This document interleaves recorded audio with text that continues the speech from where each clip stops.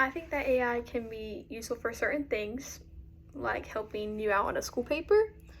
But according to EXL research, some hospitals are actually using AI to manage patient files, provider network management, and customer service. These experiments have been shown as positive and successful, mainly because there is no human-robot contact in these tasks as they're purely online and technical. But AI has become so powerful, there is debate over what the workforce will look like in the future. I've been to therapy before, and I had positive results from it. Vulnerable time with my therapist made it easier to process and cope with things that were happening in my life. Therapy cannot be unemotional in a robotic-like experience. Therapy has to be a personal, connected relationship with humans, not just a programmed and unemotional and vague experience. AI cannot provide that experience to patients due to the fact that they are not human. According to Latoya Olson, an internet therapist of color, she states bluntly that AI is not a licensed therapist, it's not trauma-informed, ethically accountable, or a substitute for mental health professional. Olson believes that AI should remain a support system, but not a problem-solving system. And what she means by support system is talking about your day with it, but not talking about why you are struggling with life and why you're debating certain things.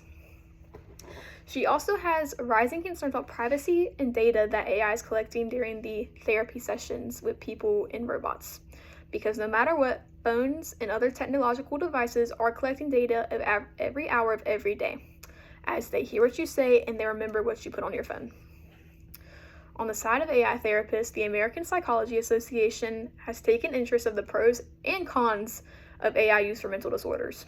They believe that AI can be used to fill the gaps in the mental health service provision, being suicide hotlines.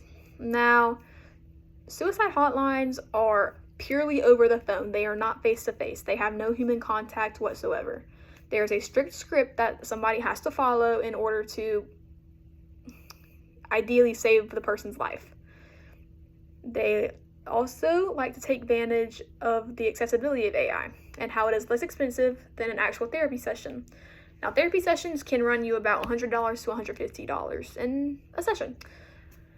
Now, medical insurance will pay for that because it's a medical problem, a mental problem, but people who don't have medical insurance are most likely the people who need therapy sessions the most. Either way, the statistics of mental health replacement is underwhelming, to say the least.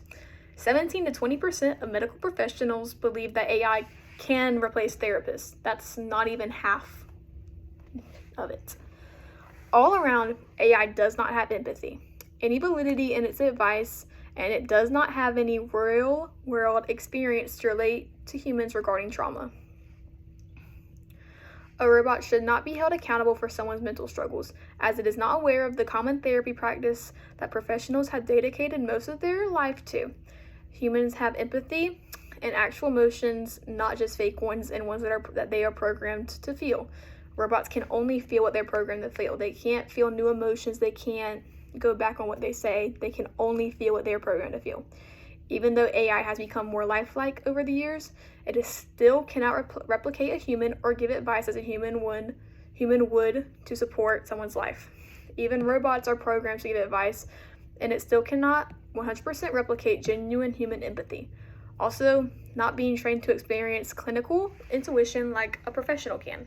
So for instance, someone says something, you have to be able to consciously tell them you have to be able to process what they say and tell them the right thing. If you tell them the wrong thing, then you most likely are gambling someone's life.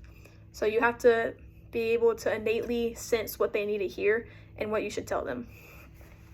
Either way, AI should not be responsible for having someone else's life in its metaphoric hands. Thank you.